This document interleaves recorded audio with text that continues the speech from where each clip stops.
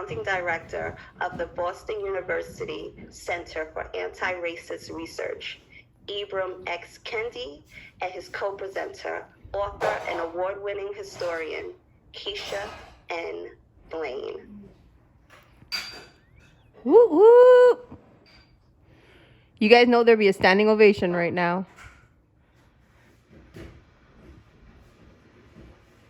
Hi, ALA. I'm Ibram Kendi, and I'm so glad to be speaking to you today. And I'm here with my co-editor, who I'd love to introduce, if she could introduce herself. Hi, everyone. I'm Keisha Blaine.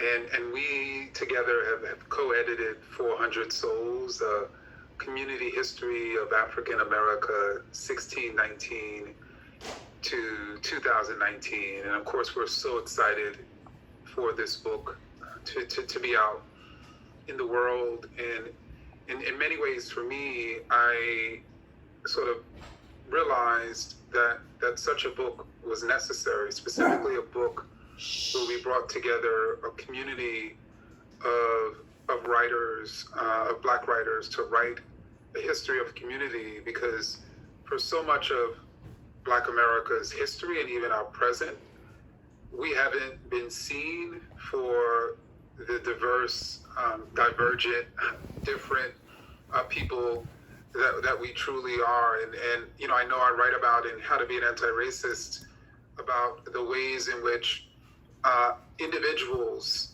of African descent are rarely allowed to be individuals of African descent. We're constantly imagined as generalizing the race. And so in a way, that's one of the most pernicious racist ideas, that every time a Black person acts in a negative manner, somehow we're representing the race, as opposed to just being an individual, an imperfect individual, a different, individual.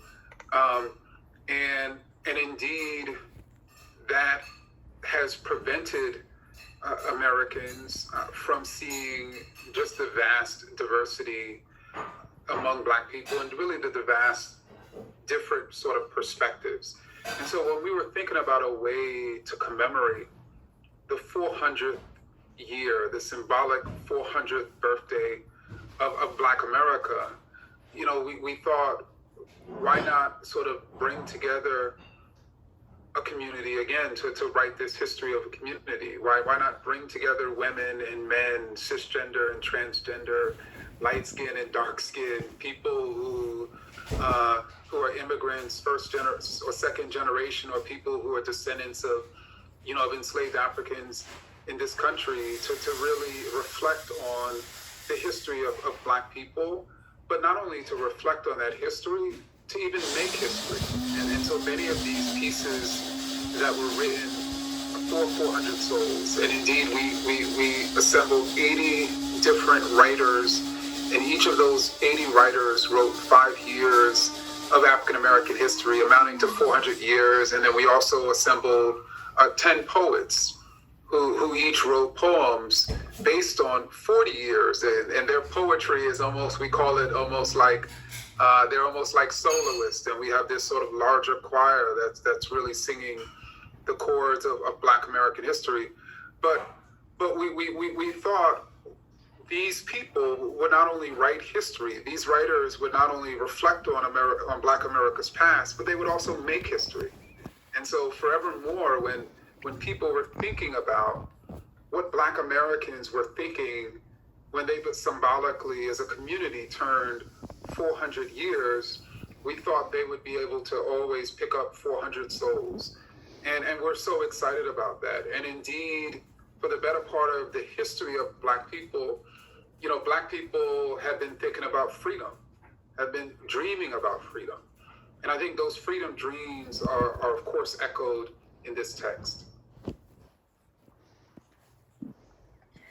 There's a saying that has circulated in Black communities for decades. I am my ancestors' wildest dreams. Its origins are unknown, yet its power is unmistakable. It speaks to all Black people have overcome in this country that did not seem possible generations before. But what does it actually mean to be our ancestors' wildest dreams? Have we actually lived up to these wildest dreams? These are some of the questions that I pondered throughout the process of editing 400 Souls with Ibram. And I think to effectively answer that question, we have to first look to the past, to our ancestors. What were their dreams and desires? What obstacles did they face, and how did they seek to overcome them?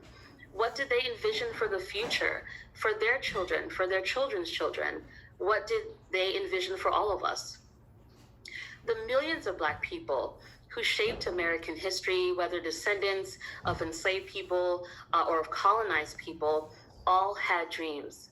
Some dreamed of home, the place they could truly call their own. Others dreamed of the opportunity to explore and to travel. Some dreamed of the opportunity to obtain a quality education. Regardless of the diversity of their individual dreams, they all dreamed of freedom, full freedom, the ability to live out their lives on their own terms.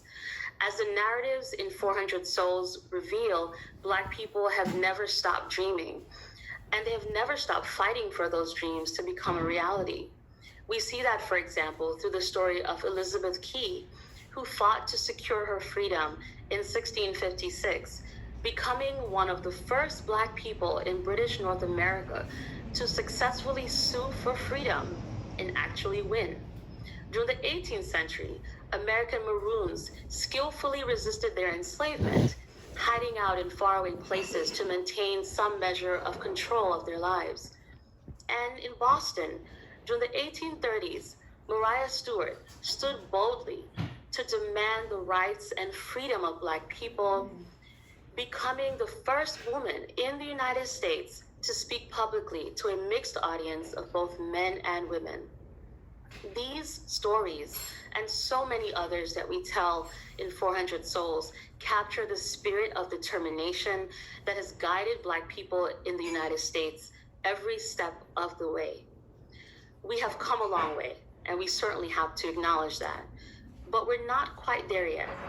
Today, a little over 400 years since the arrival of 20 African captives in Jamestown, Virginia, Black people across the nation continue to face many of the same problems our ancestors fought so hard to correct. Despite the many political gains and triumphs over the years, racism and white supremacy persist in all aspects of American life and culture. Black Americans experience poor healthcare access and lower quality of care than any other racial group. In the educational sector, Black students lag behind their white peers, not for lack of talent and ability, but because of structural inequalities that have impeded their success. From police violence and mass incarceration to voter suppression and unequal access to housing, the social and economic disparities that shape contemporary Black life are all legacies of slavery and also legacies of colonialism. Our past continues to shape our present, and it certainly has implications for our future. While I remain doubtful that we are our ancestors' wildest dreams, I believe we can be. More than 400 years since the symbolic birth date of Black America, we still have the unique opportunity to shape our current dreams into future realities. I am encouraged by the life's work of activist and intellectual Fannie Lou Hamer, who was unwavering in the fight to secure civil and human rights. Despite the many challenges she endured, she held fast to the belief that as long as we exist, as long as we are breathing, we have the opportunity to bring about the changes we so desire. As we reflect on the past and the dreams of our ancestors who fought for social justice, may their stories inspire us to keep fighting and forging ahead, no matter what obstacles come our way. Wow, and I'm hoping also that in many ways, this book sort of sitting on the shelves of, particularly of libraries, can continuously sort of forge those streams, and I think, to me, what strikes me as fascinating about this book is, I think, unlike other books, it's simultaneously extremely readable. You never know you're reading 90 different writers, but at the same time, it's extremely informative. But it's also a collectible, and it's also something that is historic. No one's have ever done this, and so I'm wondering, Keisha, as you sit here on the whole other side of trying to corral 90 writers to put together this incredible tome. I'm sure I know I'm feeling excited, and I'm wondering how you feel. Yes, I'm also excited, very much looking forward to the release of the book.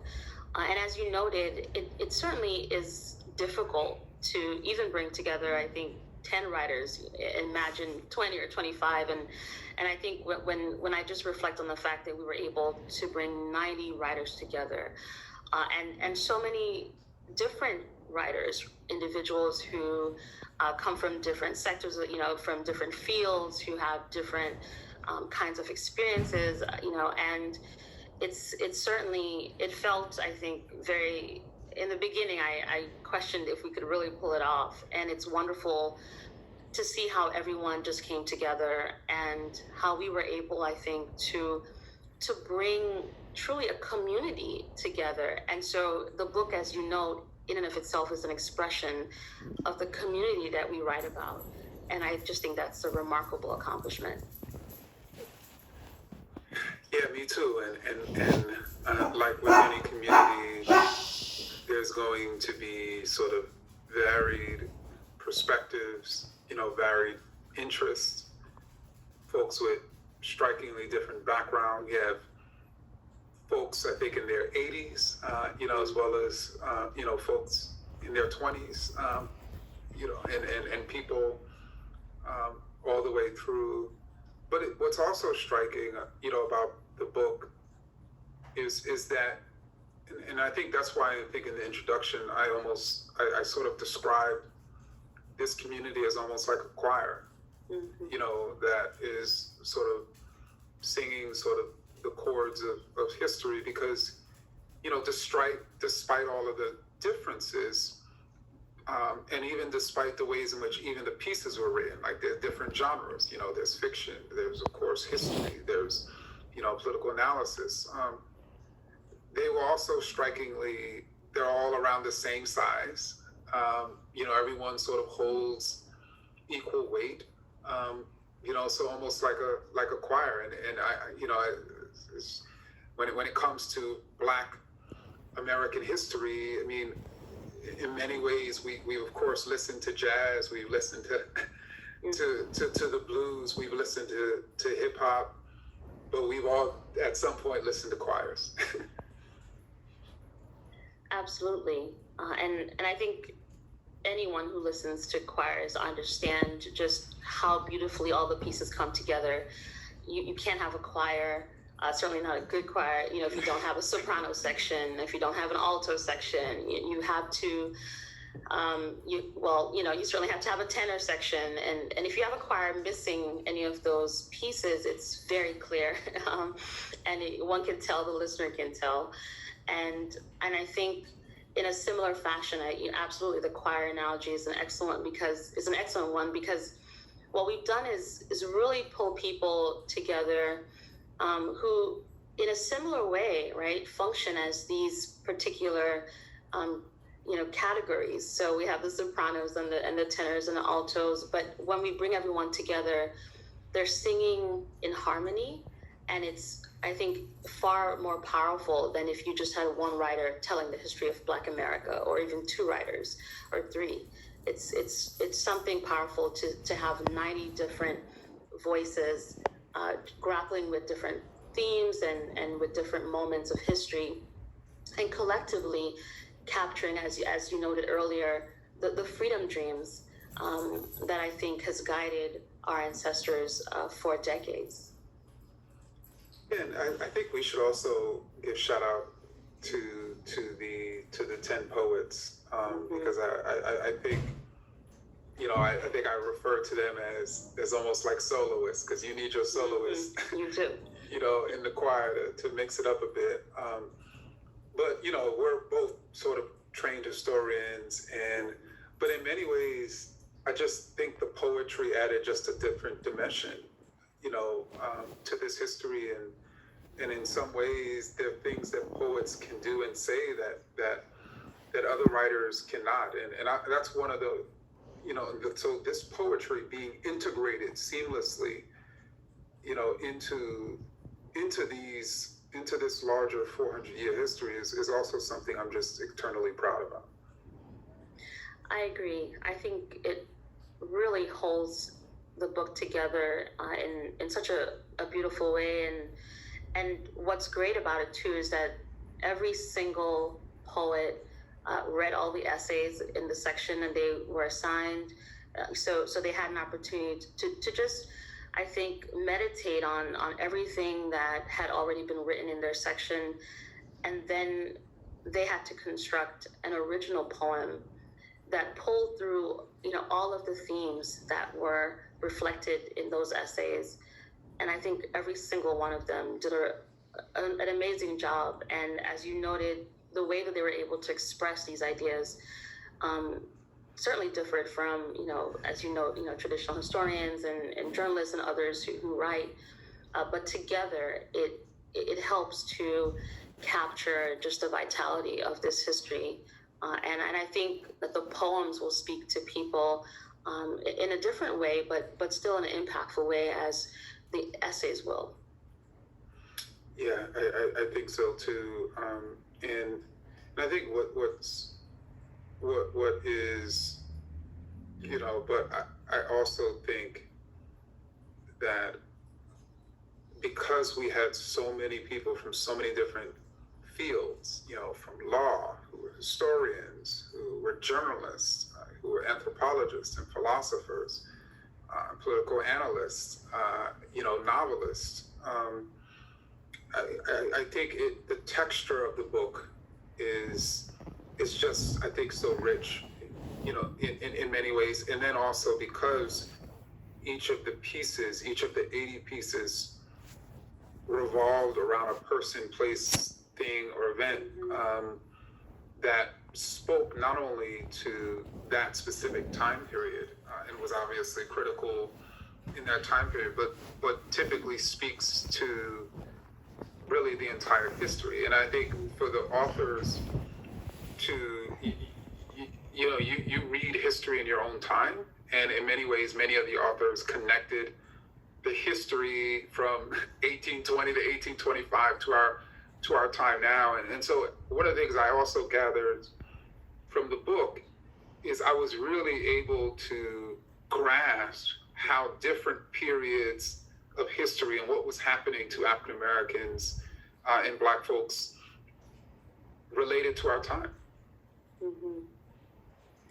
Yes, and it's interesting how it really plays out, because as we were, just putting everything together, I thought about how remarkable it was that we were able to, for example, have writers in the volume grapple with the Black Lives Matter movement, at the same time have a writer grapple with the Civil Rights Movement and with Black Power. And you see all of these threads, and even earlier to have a writer talk about the Harlem Renaissance.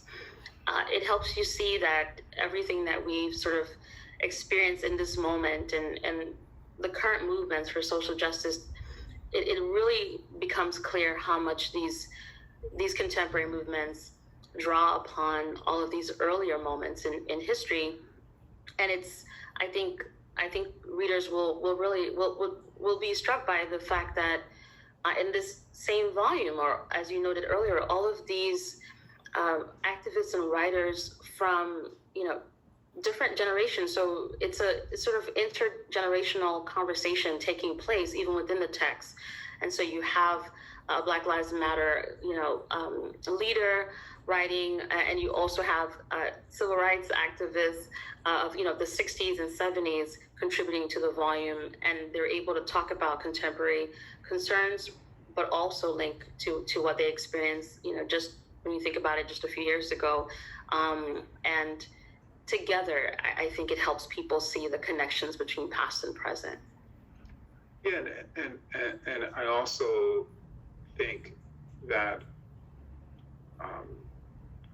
as you know and write about in your work, for far too long, the history of Black America has been written almost totally by initially white men and then, Black men. And obviously Black women's history and its critical role and importance in rewriting Black American history and American history, I think really shows itself in this text, in that the overwhelming majority of the contributors, are women. And so we're able to, in a way, continue that larger revision of history at the same time as we write it. Yes, and I'm deeply proud of that. I'm really glad that we were mindful of this very early in the process and paid attention, to who we were asking to write and on what topics. I think this is, for all of these reasons, it just makes this volume historic. As you noted, we're writing about history, but in and of itself, it is a piece of history that we're making, and I think I'm excited to hear how people receive the book and to hear more about how it transforms them, because I do believe that it's a transformative text. Yeah, I mean, and I'm excited in particular today to be introducing and discussing this text, with librarians, Mm-hmm. because indeed, you of course, written another book. You have your biography of Fannie Lou Hamer coming out soon, which will be a great book. I've written a few books, and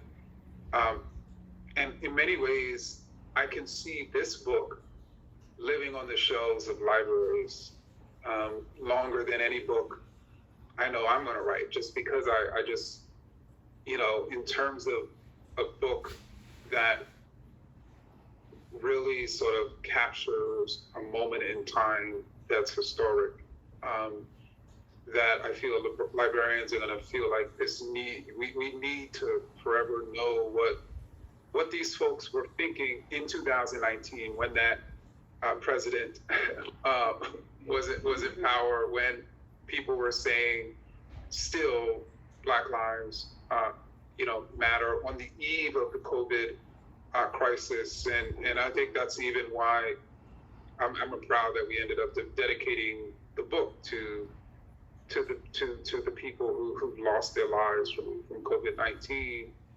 Many of those folks were disproportionately Black, and so yet another incredible crisis where Black folks suffered the brunt of it. Mm-hmm. And I think in that way we can see the book is offering, in so many ways, I think, a spirit of hope, as we have just reflected on so many of the challenges that we face just this year alone. You think about everything that has happened in 2020, but also what has happened in the previous year, as you note. And I think there will be, for those who are encountering the text maybe in 10 years, 20 years, 30 years, or even longer, that they will sense certainly the spirit of hope that I think brought us all together to work on this historic text at a very difficult moment, as you noted, at a moment where so many are suffering and so many are grieving, that still we're trying to find a way to move ahead, which isn't easy. And I think the stories that we tell, the courageous stories that we tell in the book, offer the kind of hope that I think we certainly need in this moment. I agree, and I often personally talk about it's incredibly hard to bring about change if you don't believe change is possible, and so somehow, some way, you've had Black folks over the course of 400 years not only figuring out ways to find sort of joy in the midst of pain and in the midst of racism, but they've been hopeful. And it's almost this sort of supernatural sort of hope, this almost soulful hope. And, you know, and what Black folks have been able to sort of do and what they've been able to envision. And I think that's, you know, one of the reasons why we chose the title 400 Souls, because in many ways the history of Black America, you know, the history of these 400 years have been soulful. And so, you know, Keisha, any other final comments before we leave this incredible group of librarians? Well, I just wanted to reiterate my thanks to everyone listening, and as you noted, special thanks to the librarians whose remarkable skills and abilities, I think, help us as historians, as professors, unearth important histories, and then help us connect the histories that we write to connect them to readers. And I'm grateful for the work of librarians because, quite frankly, I think you will agree, we could not do what we do. We could not contribute the way that we're able to without their skills and abilities. Thank you, everyone. Thank you.